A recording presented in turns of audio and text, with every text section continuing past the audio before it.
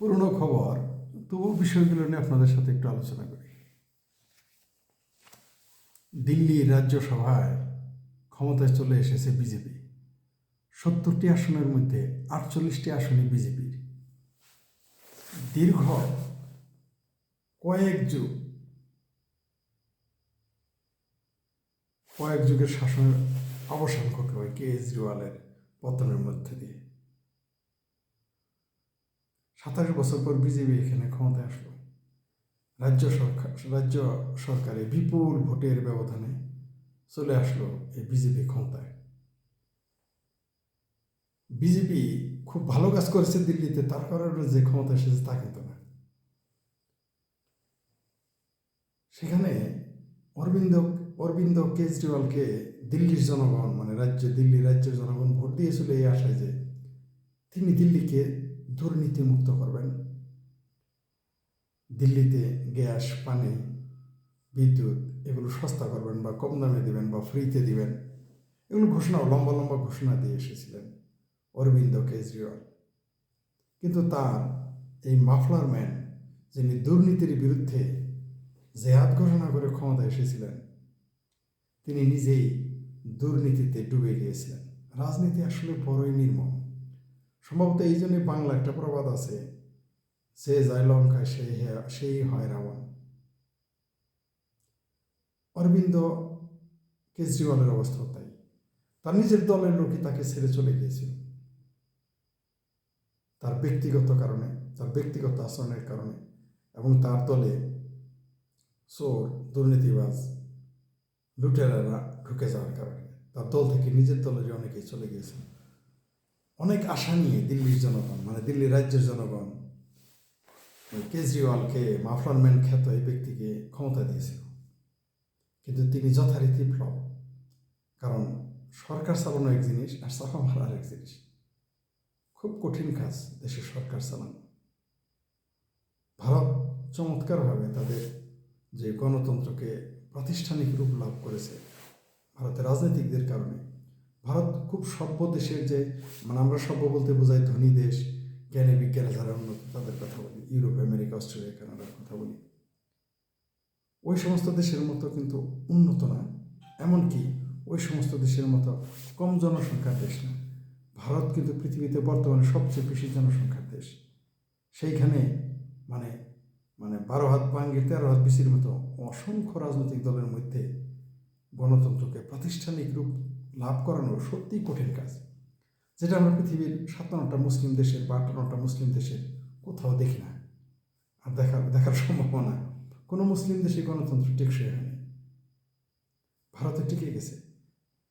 কারণ হলো ভারত মুসলিম শাসিত দেশ না, মুসলিম প্রধান দেশ না। যেদিন মুসলিম প্রধান দেশ হবে সেদিন ভারতে গণতন্ত্র থাকবে না, নিশ্চিত থাকেন।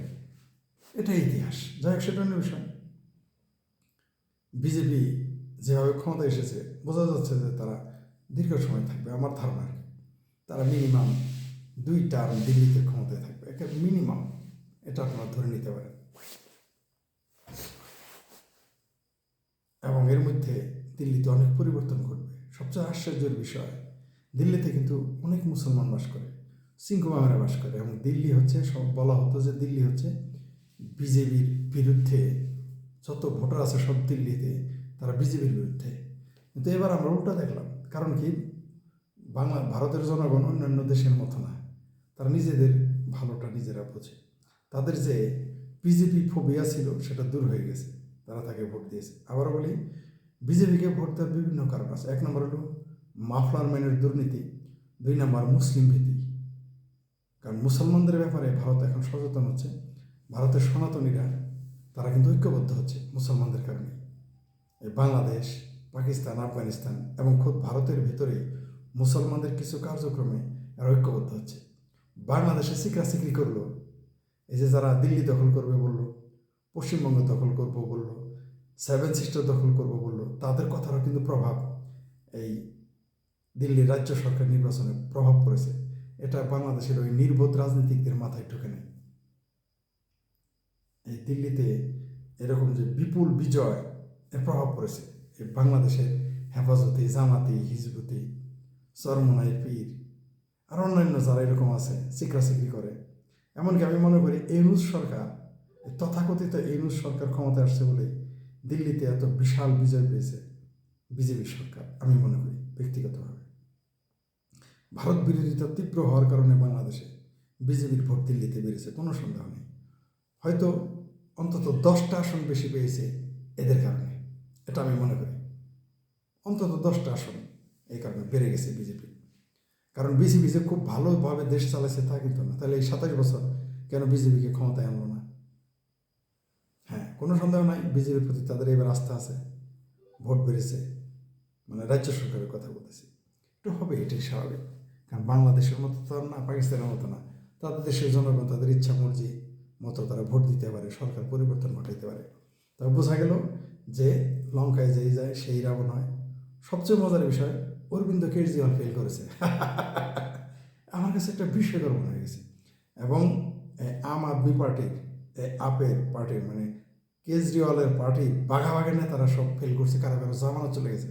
সবচেয়ে মজার বিষয়, কংগ্রেস নেতাদের জামানত চলে গেছে, বামপন্থীদের তা লাগে নেই। দিল্লিতে খুব ক্ষমতা দেখাইছে এই কংগ্রেস এবং বামপন্থীরা, একেবারে দিল্লি তাদের দখলে। কি দেখা গেল এখন? বামপন্থীদের তো নামই নাই, খোদ কংগ্রেসের যারা নেতা তাদের জামানত নেই। কি বুঝলেন? জনগণ শুধু সাম্প্রদায়িক রাজনীতির কারণে না, বিজেপির প্রতি আস্থা আছে বলে মানুষ তাকে ভোট দিয়েছে, এটাও একটা কারণ।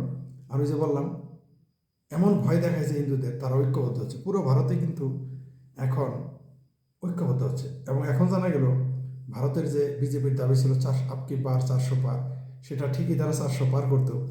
এখন স্পষ্ট হচ্ছে যে বিদেশি পয়সার কারণে, বিদেশির অজস্র পয়সা ভারতে ঢেলেছে যাতে বিজেপি সরকারকে ফেল করানো যায়। তারা পারে নাই, বিজেপি সরকার গঠন করেছে। তবে বিদেশি পয়সা ভারতের রাজনীতিতে যদি প্রভাব না ফেলতে পারতো, বাংলাদেশে তো উল্টেই দিয়েছে। বলা হয় $29 মিলিয়ন বাংলাদেশ সরকার উল্টে গেছে, আসলে তা না। বিলিয়ন বিলিয়ন ডলার ইনভেস্ট করা হয়েছে বাংলাদেশ সরকারের বিরুদ্ধে। তেমনি ভারত সরকারের বিরুদ্ধেও ইনভেস্ট করা হয়েছে বিলিয়ন বিলিয়ন ডলার, যাতে মোদী সরকারকে হটানো যায়, হটাতে পারেনি। রাজ্যেই বরং আরও তারা বিপুল ভোটে ক্ষমতায় চলে আসলো। তবে এই দিল্লিতে, দিল্লি রাজ্য সরকারের ক্ষমতায় বিজেপিদের বিপুল ভোটে চলে আসা, কংগ্রেসদের জামানত বাজেয়াপ্ত হওয়া, কেজরিওয়ালের ফেল হয়ে যাওয়া, মানে সে তার সরকার গঠনেই সে ফেলড হয় নাই, তার নিজের আসনেও সে ফেল করছে। এত বড় নেতা, নেতা নিজের আসনেই ফেল। জনগণের আস্থা আপনি যদি না রাখতে পারেন, জনগণ ভোট দিয়েছিল, ভারতের বিশেষ করে দিল্লির জনগণ তাদেরকে খুবই বিশ্বাস করেছিল, তারা বিশ্বাসের মর্যাদা রাখেনি। রাজনীতি বড় জটিল পথ, আপনি জনগণের প্রতি আস্থা রাখবেন না, জনগণ আপনাকে আস্থায় রাখবে না। বিজেপিকে তারা ক্ষমতায় এনেছে। দেখা যাক, আমার ধারণা বিজেপি কমপক্ষে 2 টার্ম ক্ষমতায় থাকে। দেখা যাক ভবিষ্যতে কী হয়।